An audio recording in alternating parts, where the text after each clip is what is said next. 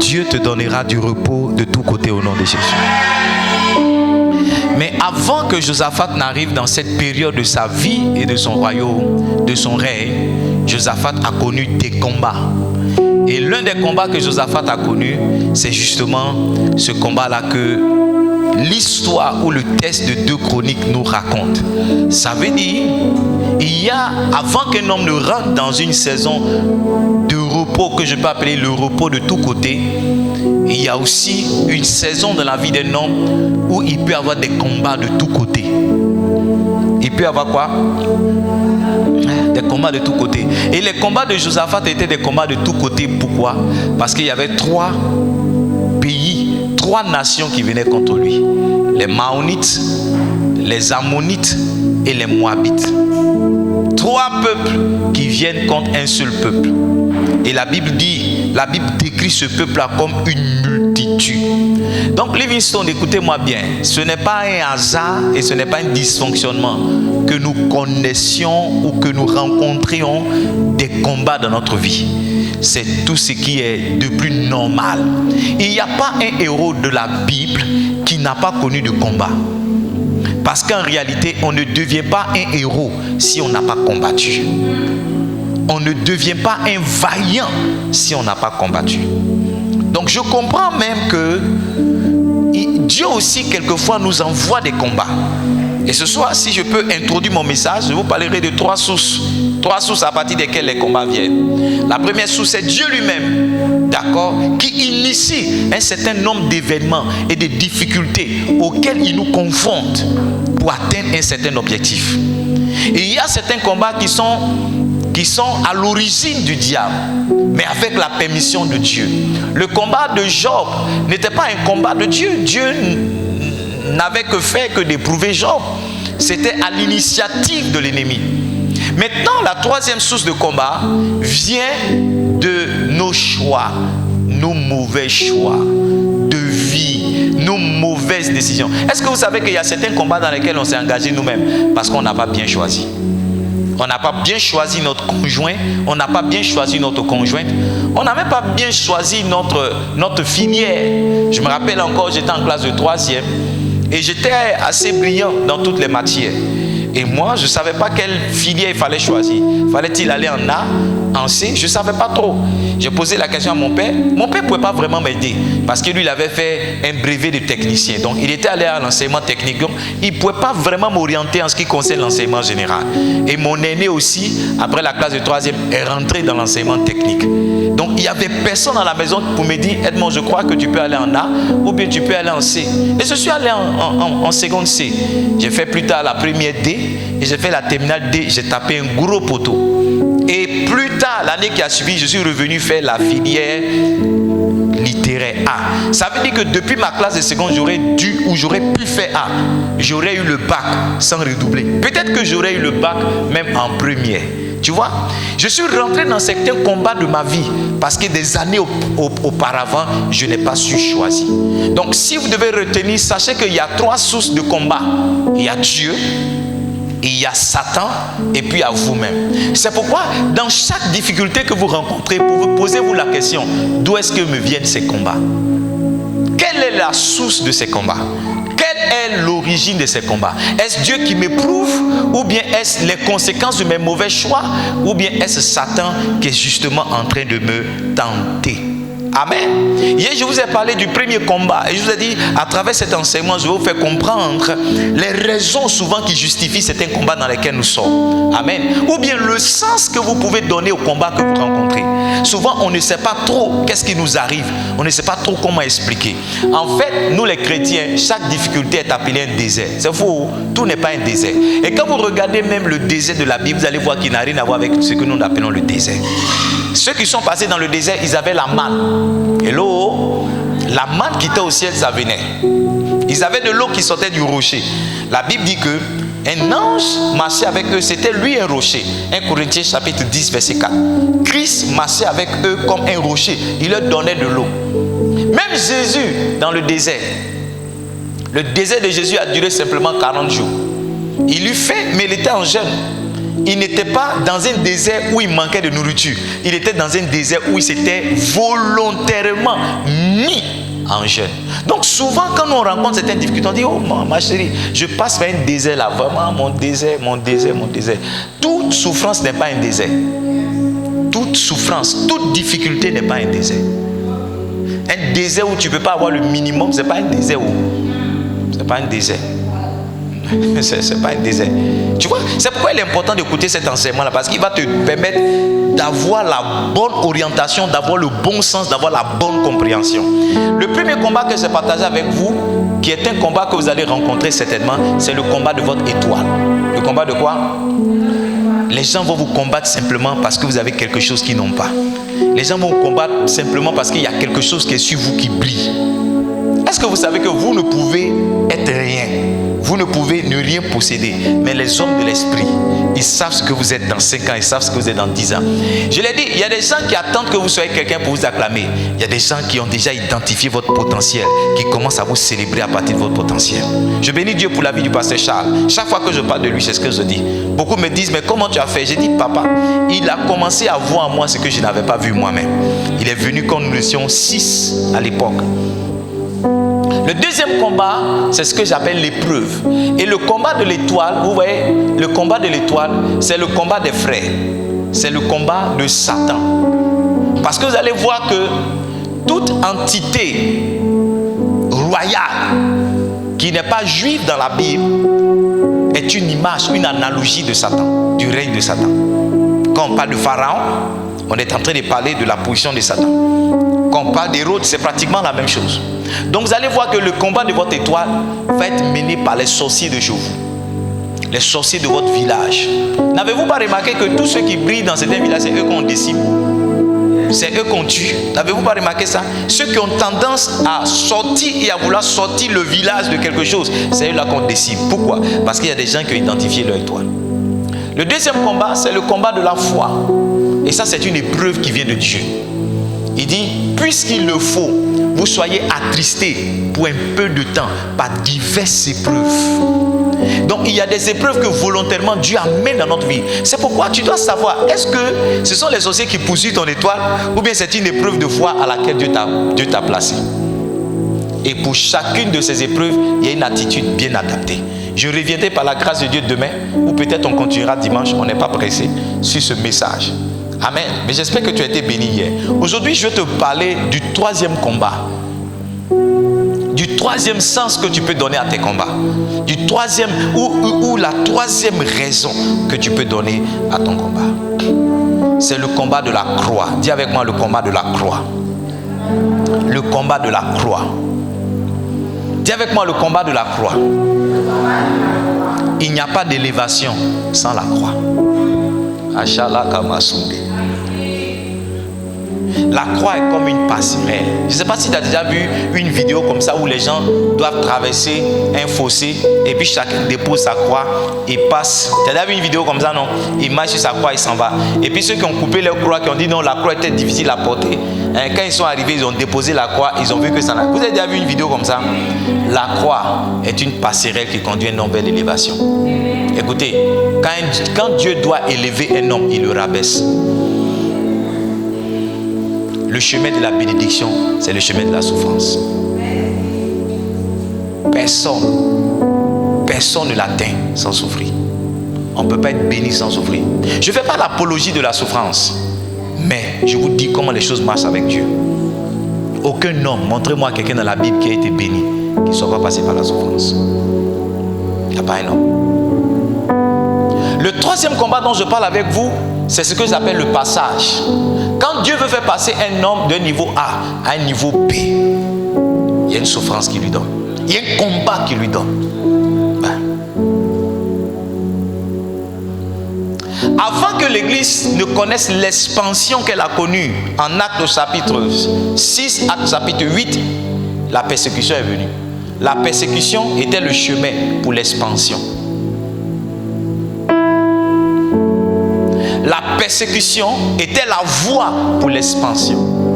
Quand Dieu veut étendre un homme, quelquefois, il le fait passer par la souffrance. Regardez, il le fait passer par la souffrance. Regardez. Mamie, tu peux venir. maman et moi, nous soyons plusieurs, ça veut dire que nous ayons des enfants. Il y a des souffrances par lesquelles elle est passée. Hello? Pour qu'une femme devienne deux, c'est-à-dire pour qu'une femme donne naissance à des enfants, et il y a des souffrances. Il est dit qu'une femme ne peut même pas décrire la souffrance qu'elle connaît à l'enfantement. Quand il dit à une femme, quand tu accouches, la souffrance, ça ressemble à quoi? C'est-à-dire, elle ne sait pas, il n'y a rien sur cette terre-là qui ressemble à cette souffrance. Il n'y a rien sur cette terre qui ressemble à cette douleur. Mais quand tu dis, il faut expliquer aussi, elle peut pas, elle dit, hey, c'est-à-dire, il n'y a rien de comparable sur la terre. Et puis elle me dit, non, quand tu vas accoucher là, il y a quelqu'un qui vient d'accoucher récemment. Il n'y a pas quelque chose pour dire, non, quand tu vas accoucher, c'est comme si on a pris une machette et puis on a tapé ta peau. Tu vois, non? Il n'y a pas quelque chose qui décrit ça.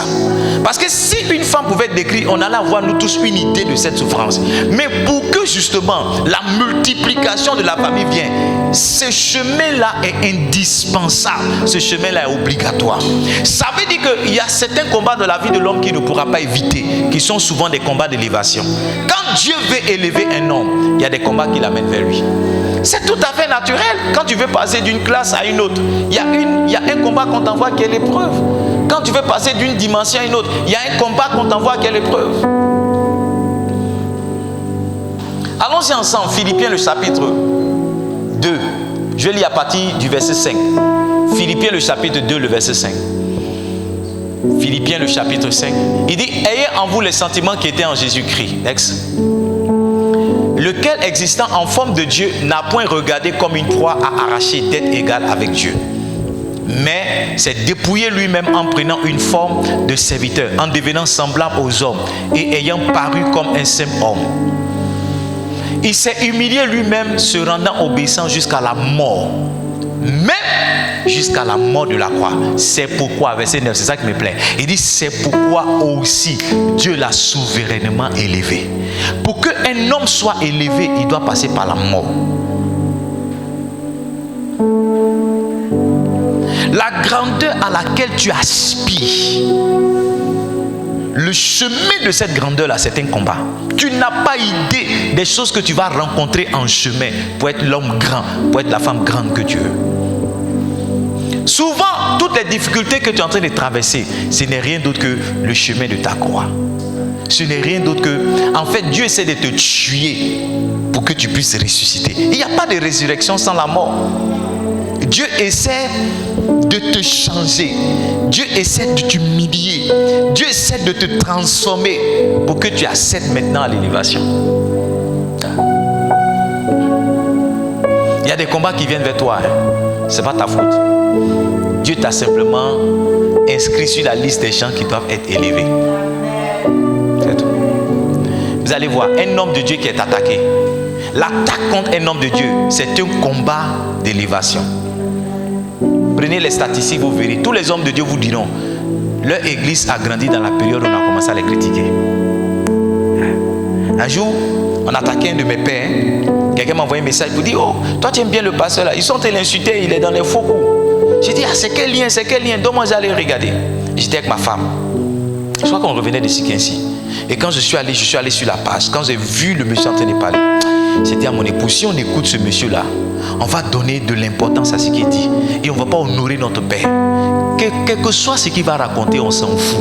Et j'ai dit à mon épouse, tu vas voir. De toute façon, il est critiqué, son église va être multipliée bientôt par 2 ou par 3. Ça n'a même pas fait un mois, l'homme de Dieu est passé pendant une prédication. Il dit, c'est étrange, mais c'est pendant qu'on m'insultait là que plus de personnes sont venues à l'église. Ça veut dire, avant l'élévation, il y a un combat qui précède. Il y a un combat que j'appelle le combat de la croix. Ce combat-là, c'est quoi? Dieu cherche à te tuer, pas à t'ôter la vie. Dieu cherche à enlever tout ce qui a un sens pour toi, tout ce qui compte pour toi. Dieu cherche à te désactiver de tout ce qui t'affecte. Il y a certains combats, quand tu es sorti de ces combats-là, il y a des choses qui ne te disent plus rien. Oui. Je vous assure, quand on parle bien de toi, quand on parle mal de toi, il y a des moments quand tu as traversé ça, ça ne te dit rien. Ça te ne dit absolument rien. Et c'est ce que Dieu veut faire. Parce qu'un homme qui est élevé sera toujours sujet à critique. Tu sais que quelqu'un qui est élevé ne fait jamais l'unanimité. Le jour on a choisi Saül, il y a les gens qui ont dit mais c'est qui lui là? C'est lui qui va nous diriger. Et la Bible dit qu'il y a d'autres personnes dont Dieu avait touché le cœur qui sont partis avec lui. Donc si tu veux être élevé, il y a des gens à qui ça ne va pas plaire. Avant que tu n'arrives là, Dieu doit te tuer. Il doit te rendre silencieux aux critiques. Parce que quand tu seras élevé, quand les gens vont commencer à te critiquer, si tu n'es pas mort, tu vas réagir à toute parole que tu vas recevoir. Le troisième combat, c'est le combat de la croix. Le combat de la mort. La mort à soi. Jean 12, le verset 24. Jean 12, le verset 24. Il dit, si le grain de blé qui tombe en terre ne meurt, il reste seul. Mais s'il meurt, donne-moi le verset, Jean 12, verset 24. Jean 12. Il y a Jean ici. Jean 12, verset 24. Pas Job. John 12.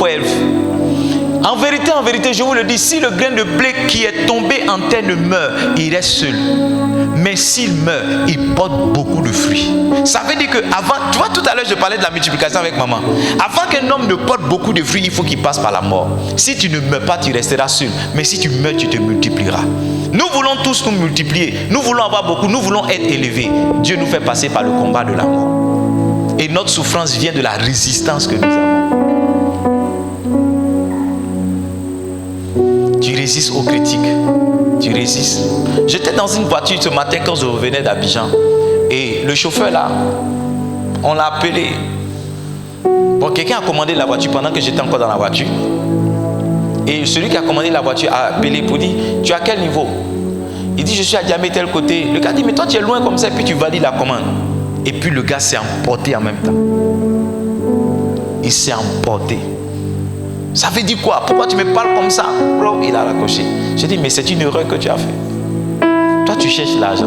Et je lui ai dit, le monsieur là, peut-être que si tu avais vu son visage, tu allais voir que quand bien il a dit ça, tu allais voir qu'il n'était pas fâché contre toi. Parce que c'est au téléphone. Au téléphone, tu ne peux pas. Si tu vois le visage de quelqu'un, parce qu'il y a ce qu'on dit et puis il y a ce que le visage exprime. Je lui ai dit que si tu avais vu son visage, tu n'allais pas te comporter comme tu t'es comporté. Et je lui ai dit encore plus grave, tu ne sais même pas où ce monsieur-là peut t'envoyer. Tu ne sais pas, ou quand tu vas lui faire faire la course, tu ne sais pas qui il est, tu ne sais pas qu'est-ce qu'il peut faire pour toi demain. Tu as laissé ta colère t'emporter. Écoutez-moi bien, un homme qui n'est pas encore mort, justement, il réagit comme ce monsieur-là réagit. Et c'est un blocage à l'élévation, c'est un blocage à la grandeur. Il y a des endroits où Dieu ne peut pas t'envoyer s'il ne t'a pas d'abord tué. Il y a des endroits où Dieu ne peut pas te conduire s'il ne t'a pas d'abord tué. Ce combat-là, c'est à l'initiative de Dieu. C'est pour ton bien que Dieu te fait passer par ce combat. Parce qu'il y a des choses qu'il veut tuer en toi. Il y a des choses qu'il veut enlever en toi.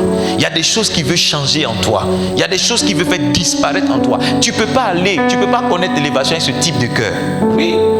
Et justement, ce combat-là, il a tout à voir avec ton cœur. Tu ne peux pas connaître l'élévation avec ce type de cœur. Tu ne peux pas connaître la possession avec ce type de cœur. Ça va te détruire toi-même.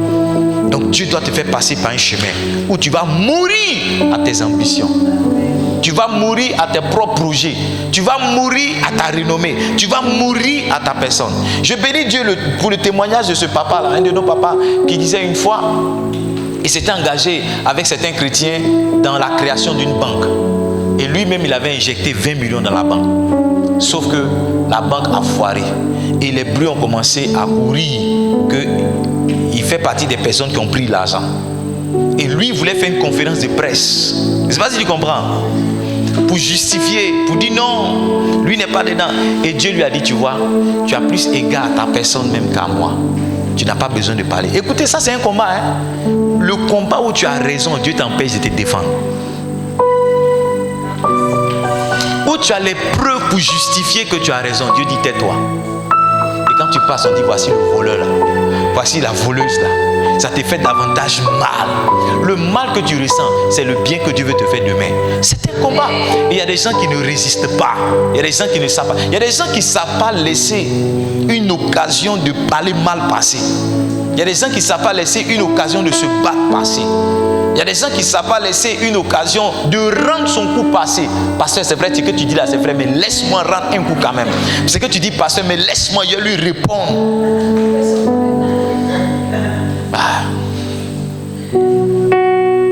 C'est un combat. Quand Jésus a vu ce combat-là venir vers lui, il dit, Seigneur, si tu peux éloigner cette coupe, éloigne-la. Mais pas ma volonté, mais ta volonté.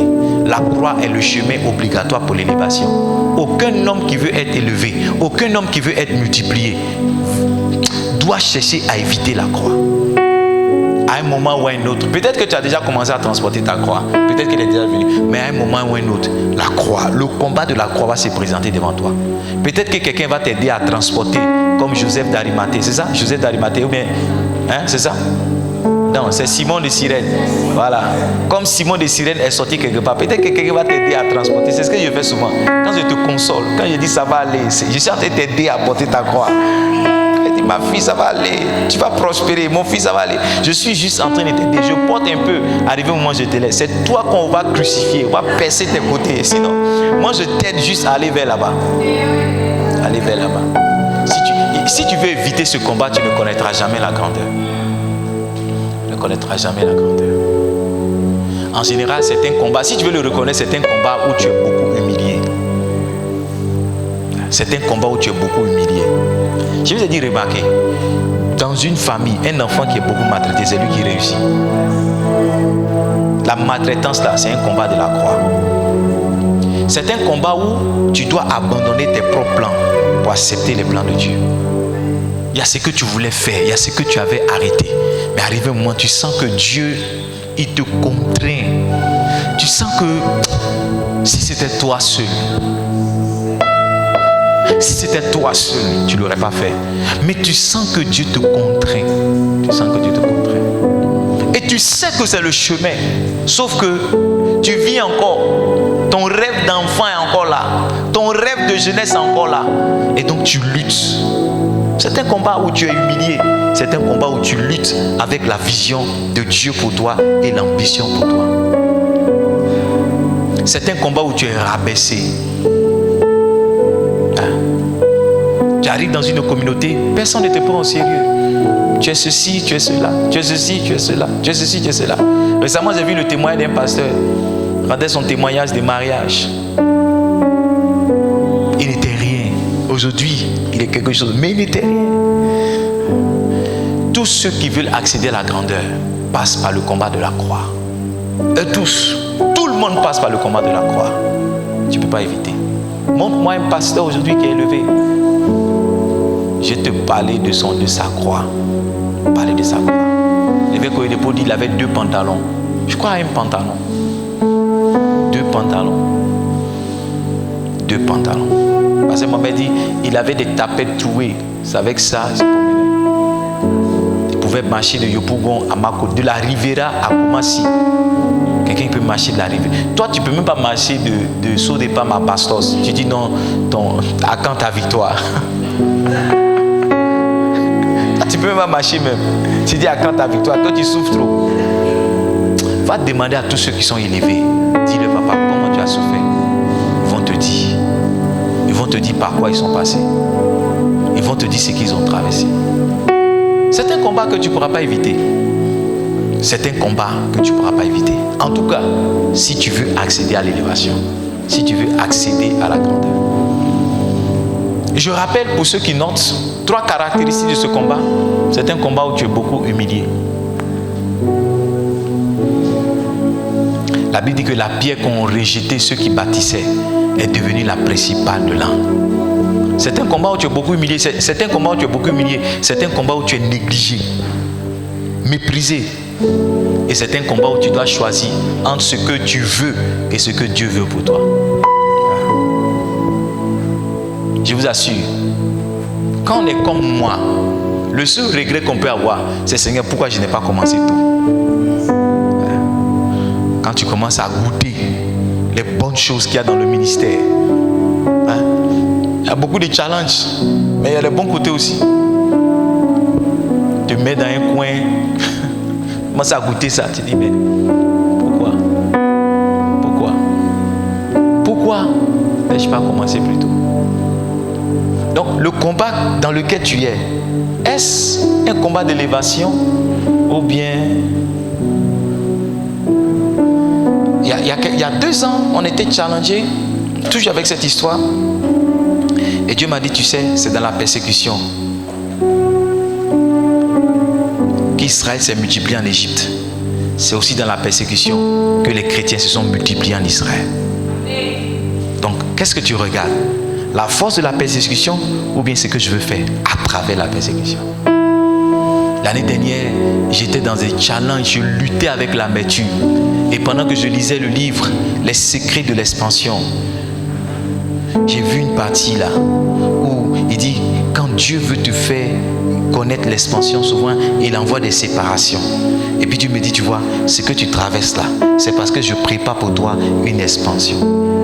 Je ne savais pas à l'époque, je ne savais pas trop qu'est-ce que ça voulait dire. Mais quand je vois les plateformes où je dois parler et la qualité des hommes de Dieu auxquels je suis associé, je comprends que d'hier, de l'année dernière à aujourd'hui, quelque chose est passé. Un pasteur qui m'écoute beaucoup, il dit, Bishop, tu sais que j'ai taclé, non? J'ai dit oui. Il dit, je t'ai beaucoup écouté l'année dernière. Mais quand je t'écoute cette année, c'est pas la même chose.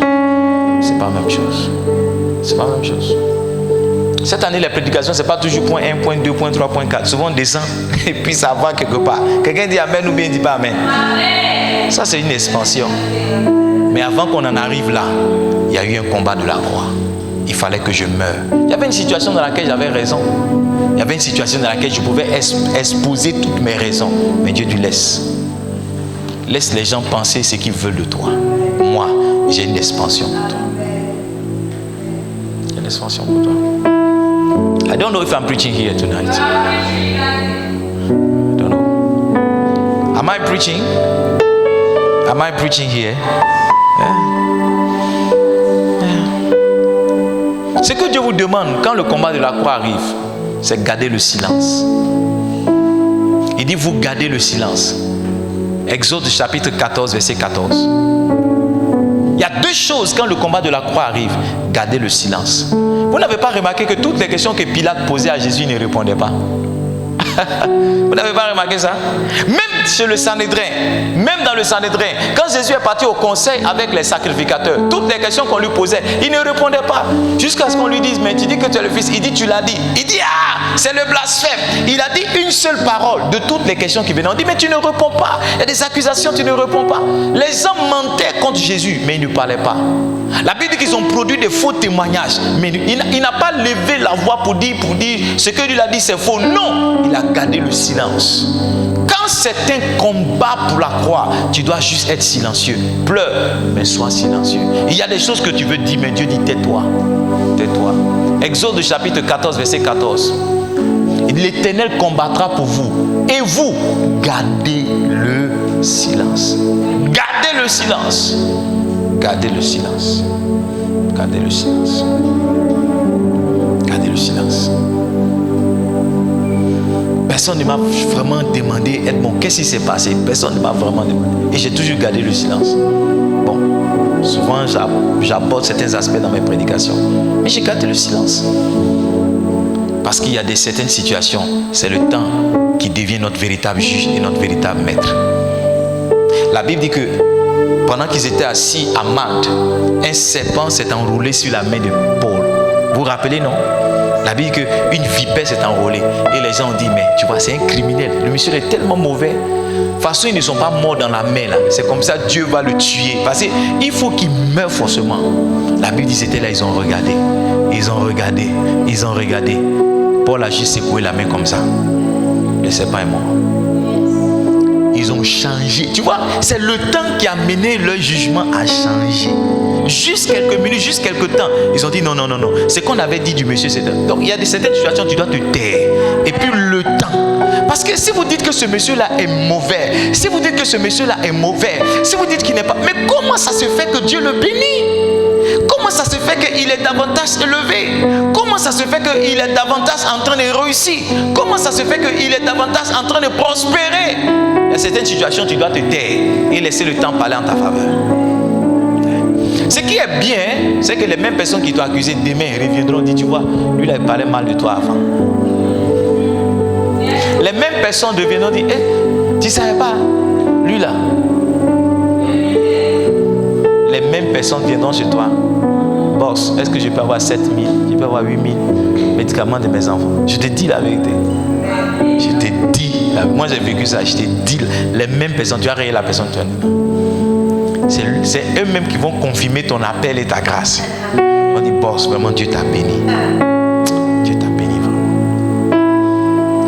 Il y a des personnes 10 ans, même niveau. À Dabou ici, 10 ans, même niveau.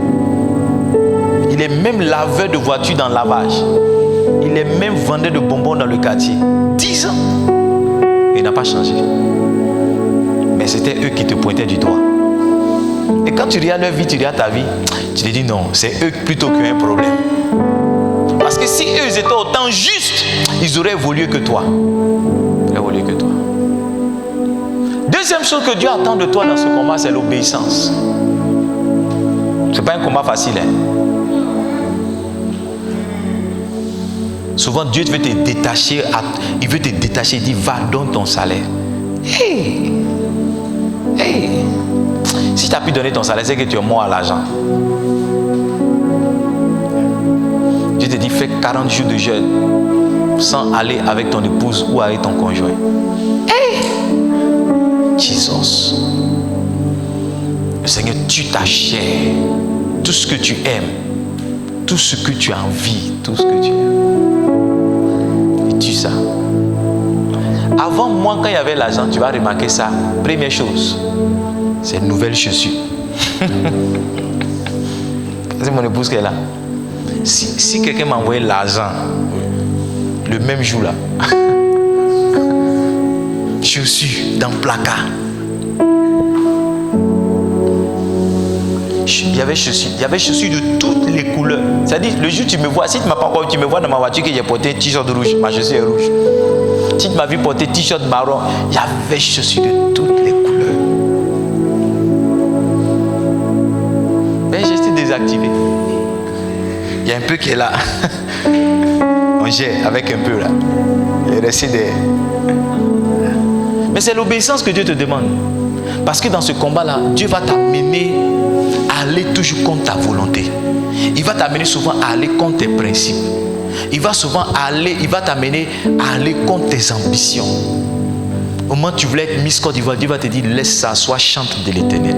Au moment où tu voulais être un homme d'affaires, Dieu va dire non, laisse ça, sois un pasteur. Au moment où tu voulais voyager partout, Dieu va dire non, laisse ça, viens à plein temps. Tu vas dire non, ça c'est pas Dieu qui me parle. Mais c'est dans l'obéissance on voit que tu es mort. Parce que quelqu'un qui est mort là, on le dépose où on veut et il ne peut pas dire non. Quelqu'un qui est mort là, n'importe qui le lave, il ne peut pas dire hey, c'est qui cette petite fille là? Je ne sais pas si tu comprends. Quand il est mort, il ne peut pas dire ça. Si tu vis, tu as dit hey, fermez les yeux, il est passé. Quand tu es mort là, tout le monde, celui-là peut venir, on dit c'est qui? On soulève drap sur toi. Mais si tu vis que tu es couché dans ton drap, quelqu'un va venir soulever le drap, coup de poing qui va sortir là-bas, coup de tête. Mais tu es mort. Souvent on te porte les habits même que tu ne veux pas. On met un parfum même que tu as toujours détesté pendant que tu vivais. On te maquille, on te porte des gants. C'est-à-dire toi-même tu es au ciel là-bas, ton esprit au ciel, et puis tu dis mais qu'est-ce qu'ils sont en train de foutre sur moi là-bas? Qu'est-ce qu'ils sont en train de foutre sur moi? Tu vois? C'est ce qu'on fait mort. Et aussi longtemps que tu peux résister à là où Dieu t'envoie, c'est que tu n'es pas encore mort. Tu n'es pas encore mort. Il y a beaucoup de combats que Dieu envoie dans nos vies, c'est pour nous tuer. Tuer notre ego, tuer notre vision, tuer notre ambition, tuer nos principes, tuer tout ce qu'on a. Parce que avec le format que nous sommes, Dieu ne peut pas nous amener là où il a prévu pour nous. Il doit enlever un certain nombre de choses. L'apôtre Paul dit, j'ai appris à vivre dans l'abondance comme j'ai appris à vivre dans le manque. Quand quelqu'un est mort à l'argent, il peut être heureux sans argent. Un jeune homme une fois me parlait, il dit pasteur, moi je n'aime pas quand je suis là puis j'ai pas 1000 francs sur moi. Pendant qu'il me disait ça, moi-même je n'avais rien. Et j'ai tenté de le conseiller, j'ai tenté de sourire avec lui. J'ai dit petit, si tu savais ce que tu disais, il n'est pas encore mort. C'est ça qui fait que l'argent conditionne sa joie ou bien l'argent conditionne sa tristesse. J'insiste sur ça parce qu'il y a beaucoup de personnes ici qui doivent mourir. Tu dois mourir. Et plus tu tardes, plus le problème, plus tu tardes à mourir, plus le combat aussi est là. Je ne sais pas si tu as déjà vu, tu as déjà essayé de tuer un poulet mais qui ne veut pas mourir. Tu as déjà essayé de tuer un poulet. Hein? Tu as déjà essayé de tuer un poulet et puis tu le laisses comme ça, il fait tu cours, tu dis attrapez-le. Prenez jusqu'à ce que tu coupes sa tête même pour enlever. Même quand tu coupes sa tête là, il continue de C'est exactement, tu vois, de toute façon tu ris là, c'est exactement ce que tu es. Dieu essaie de te tuer. Tu fais papa, tu t'en vas là-bas, il coupe encore. Tu fais papa, tu t'en vas. Il coupe encore. On coupe ta tête même, il y a un peu encore qui vit. Mais il y a des gens qui sont les balles en langue. Oh, j'ai dit quelque chose, mais il y a un pasteur, ils ont déchiré ses habits. Vous avez vu sur Facebook, non? Vous avez vu sa position qu'il a pris, non? Oh my God. Tu sens que c'est un peu là. Quelqu'un là? Quelqu'un là, non? Il a pris caillou. Est-ce que tu n'as pas vu cette partie-là? Tu sens que le Seigneur a coupé sa tête, hein, mais il continue de s'envoler encore.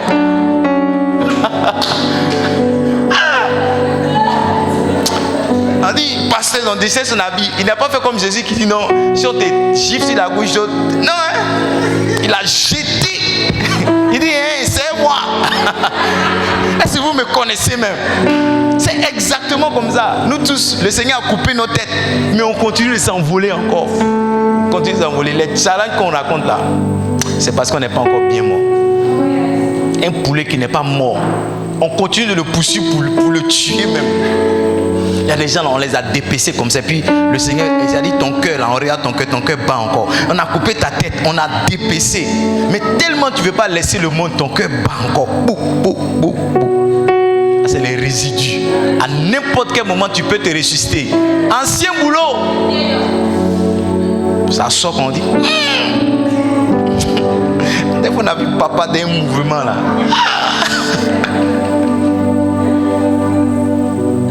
Dieu nous aide à mourir.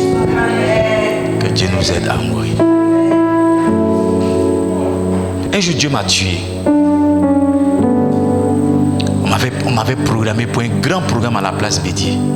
C'était ma première fois qu'on dise que j'ai prêché à la place Bédier. Vous savez, place Bédier, c'est la plus grande place de Dabou. Hein? Donc, un homme de Dieu, tu dois prêcher à la plus grande place de ta ville. C'est une forme de promotion. Tu comprends, non? Et c'est une forme d'attestation et de reconnaissance publique et spirituelle. Ce jour-là, tout sur moi était bleu. Tout était bleu, sauf mes cheveux et boutins. Chemise bleu ciel, nœud bleu, pantalon bleu nuit, et gilet bleu, et veste bleue, chaussettes bleues, chaussures bleues. J'étais tika. J'étais prêt. My God. Avec ma coiffure, tu vois ma coiffure d'avant, il met très comme ça. My God. Quand c'est comme ça, tu vois, quand il marche dans le soulier là, mes pieds là, tu vois comment il balance mes pieds quand il marche dans le soulier, non? Tu n'as pas remarqué ça? Tu n'as pas remarqué que quand il porte soulier là, mes pieds balancent quoi? Qui a remarqué ça? Donc, quand c'est comme ça, ma démarche change en même temps. Et c'est arrivé. On dit non, c'est lui qui va prêcher juste après. C'est là. On dit, on va voir le président du comité d'organisation. Je dis, PSO, c'est moi. Ah, mais homme de Dieu, vraiment, c'est bien, vous êtes bien jeune, oh, c'est bien. Tout à l'heure, c'est vous. J'étais là. On dit non, viens devant, c'est toi qui vas prêcher. J'étais assis. Le dirigeant a pris le micro à la place Bédier. Il dit celui qui vient, c'est un jeune. Oh, j'ai dit mais pourquoi ils aiment dire qu'on est jeune? Mais je n'aime pas ça. J'étais assis là-bas, j'ai dit mais pourquoi? J'aime pas qu'on dise si jeune. C'est pas jeune, hein. Il dit c'est un jeune, il fait partie de la jeune génération. J'ai dit bon, c'est pas grave, je suis fatigué d'entendre ça. Il dit c'est un prophète. J'ai dit oh prophète. Oh, de temps en temps mes camarades m'appellent prophète, mais il ne va pas venir faire ça comme ça. Au moins il me rend compte là, il a dit le nom de quelqu'un à ma place. J'ai dit à Daniel, allons. Je me suis levé et dit Daniel, allons. Allons à la maison. J'ai dit Daniel, allons. Ils ont les foutaises. Allons. Ce jour-là, Dieu m'a tué. Parce que moi-même, il était parti pour tuer. J'ai dit Daniel, allons, ils ont les foutaises. Et mais si ça fait comme ça.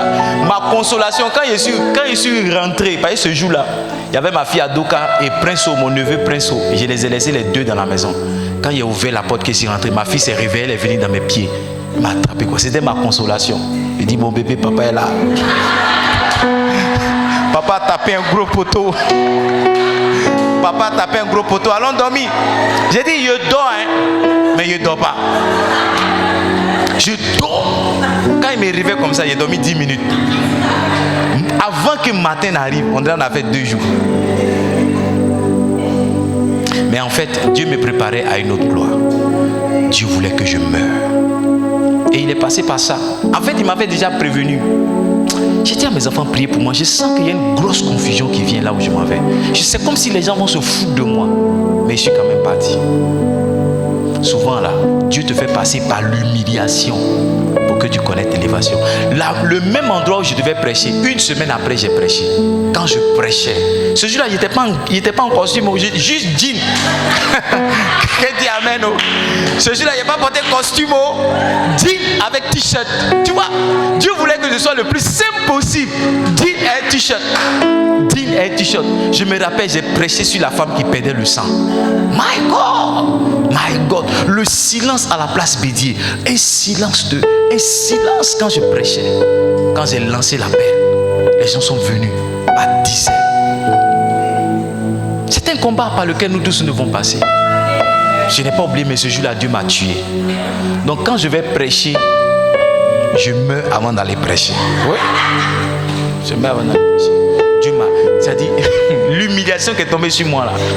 Les gars m'ont fait délégation pour venir me demander pardon.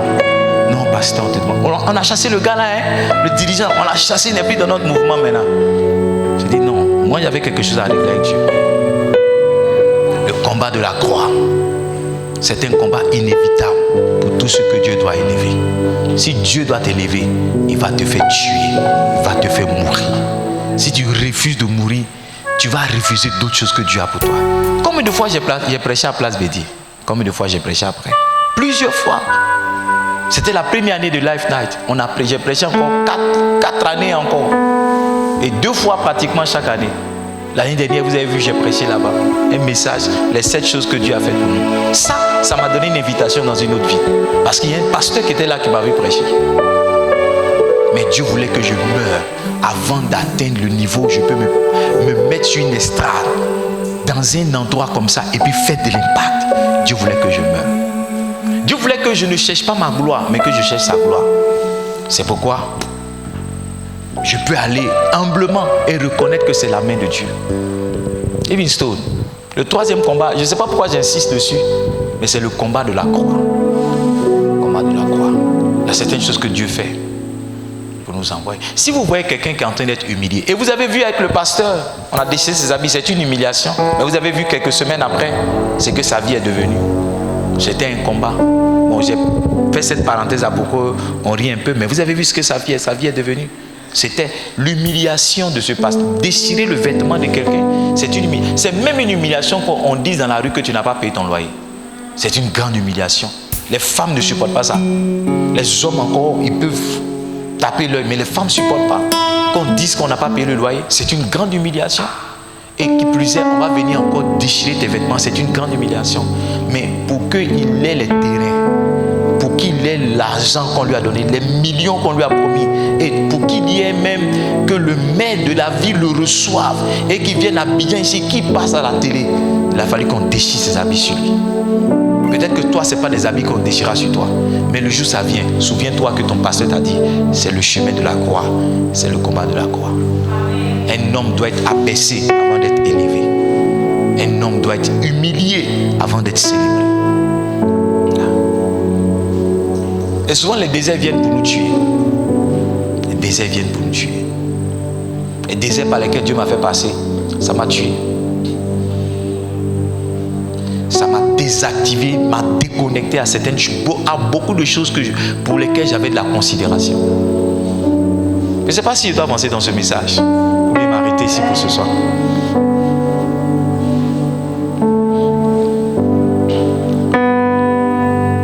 Le combat de la croix. Le 3e combat, c'est le combat de le 4e combat, c'est le combat de la révélation. Dis avec moi, révélation.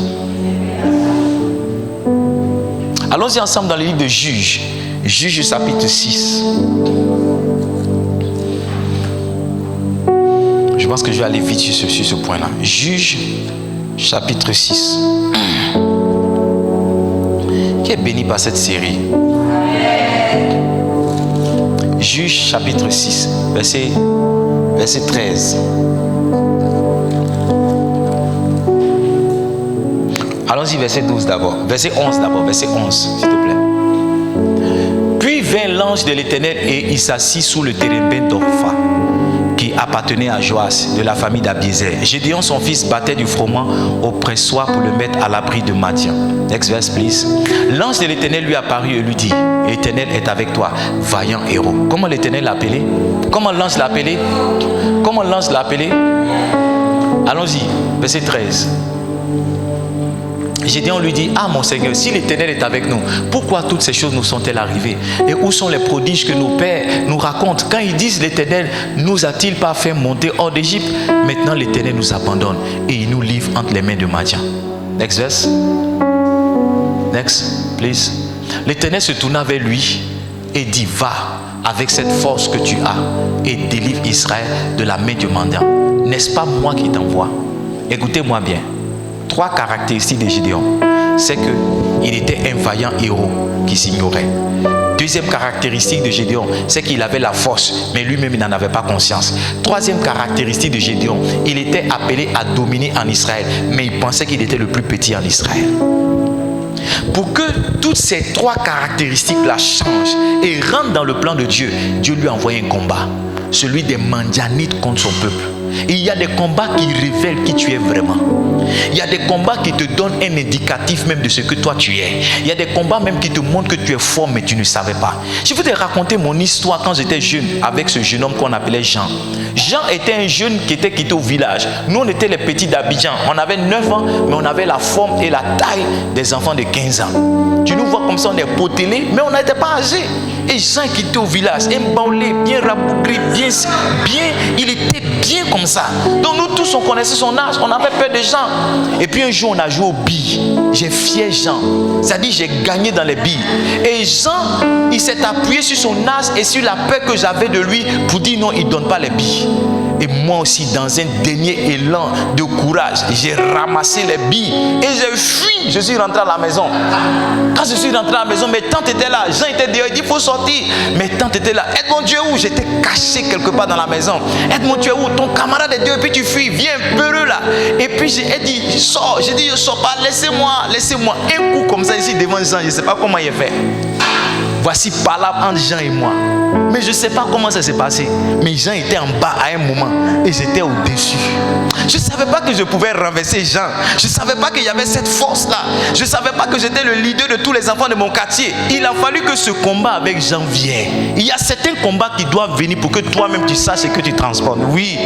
Il y a certains combats qui doivent venir pour que toi-même tu dis ah, écoute-moi bien. Souvent tu ne sais pas que tu peux sauter clôture. On a quand même un chien derrière toi. On a quand même un chien derrière toi.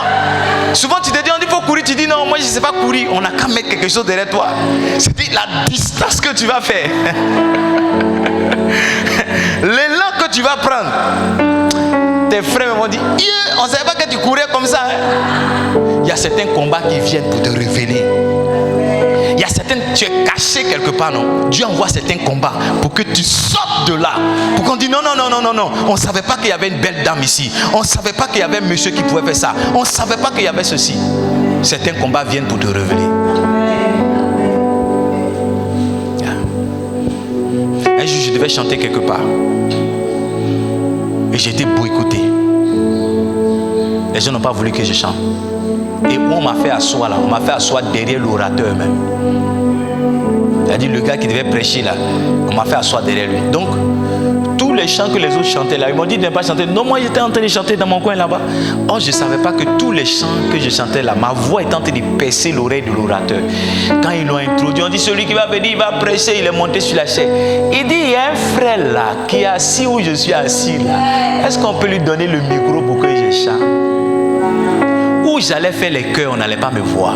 Les gens m'ont boycotté. On m'a donné maintenant le micro pour que je sois le lead.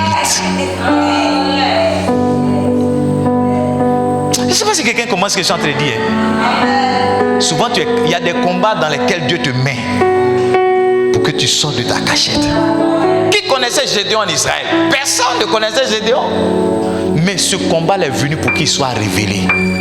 En Gédéon se trouvait un vaillant héros.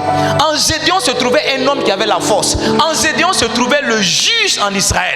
Mais tout ça c'était caché. C'est un combat qui est venu pour le révéler. Personne ne savait que David c'était un terrasseur d'ours et de lions.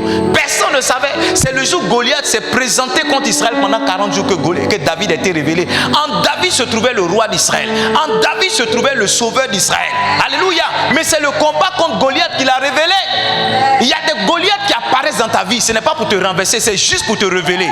Écoute-moi bien, quand quelqu'un est révélé, ça veut dire qu'on ne le connaissait pas. Ça veut dire qu'il était caché. Quand David renversait le lion, quand David tuait l'ours, il n'y a personne qui le voyait. Mon père spirituel dit que ce sont les arbres qui l'acclamaient et les agneaux et les brebis qui le célébraient. Mais le jour où Goliath s'est présenté, le combat de Goliath, c'était le jour où David devait être révélé. La Bible dit que quand il partait attaquer Goliath, Saül a dit: de qui est-il le fils? On ne le connaissait pas. Mais ce jour, on a commencé à s'intéresser à lui. On dit: de qui est-ce qu'il est le fils? Qui est sa famille? Qui est son père? Qui est sa mère?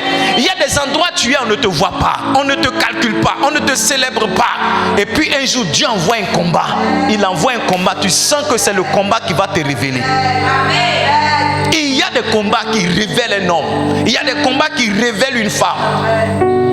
J'ai compris que chaque combat est une opportunité pour un leader d'être révélé. Un vrai leader, il sait que quand c'est compliqué, il y a quelque chose qu'il doit faire pour marquer la différence. Il y a quelque chose qu'il doit faire pour marquer sa génération. Quand tout le monde voyait le fantôme de Jésus venir comme ça, il y a un seul qui est sorti de la barque. Il a dit: Seigneur, si c'est vraiment toi qui viens, permets que je marche sur les eaux. C'est ce jour-là, Pierre est devenu le leader de tous les autres. Où les autres étaient apeurés, il a vu ça comme une opportunité d'être révélé. C'est pas en vain que Jésus dise que tu es pierre et sur cette pierre je bâtirai mon église. Il y a des combats qui viennent pour te montrer. Il y a des combats qui viennent pour te montrer. Tu es trop caché. Tu es trop caché. En fait, tu ne sais pas ce que tu es. Tu ne sais pas ce que tu as. Quand le combat vient et que tu sors de là pour combattre, on dit: ah, on ne savait pas qu'elle était comme ça. On ne savait pas qu'il était comme ça. Il y a certains combats qui viennent pour te révéler. Il y a certains combats qui viennent pour t'exposer. Pour toi-même. Ce jour-là, j'ai su qu'il était fort. Ce jour-là, j'ai su qu'il y avait la force même. Le juif est terrassé, ce vieux-là. J'ai su que j'étais... Non, j'ai su que j'avais la force. Avant, j'ai cru que non, tout le monde pouvait me botter.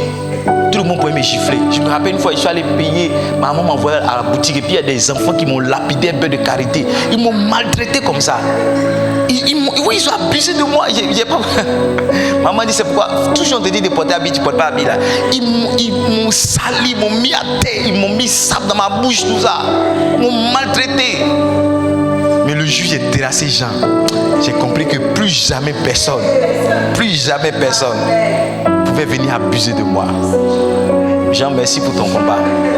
Et il y a des gens qui viennent dans ta vie pour que toi-même tu saches ce que tu transformes. Ouais.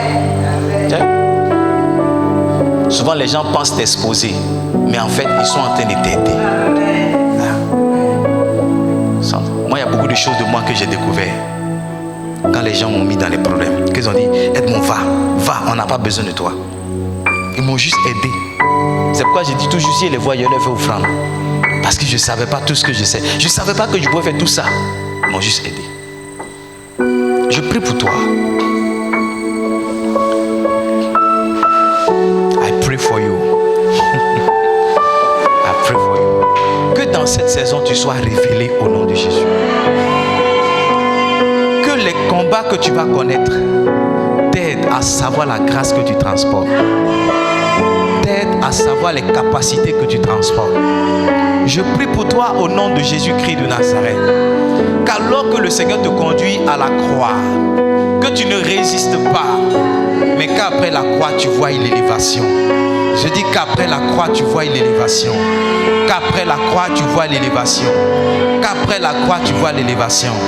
Je prie pour toi. Aucun des combats ne te terrassera. Tu sortiras vainqueur de chacun de ces combats-là au nom de Jésus-Christ de Nazareth.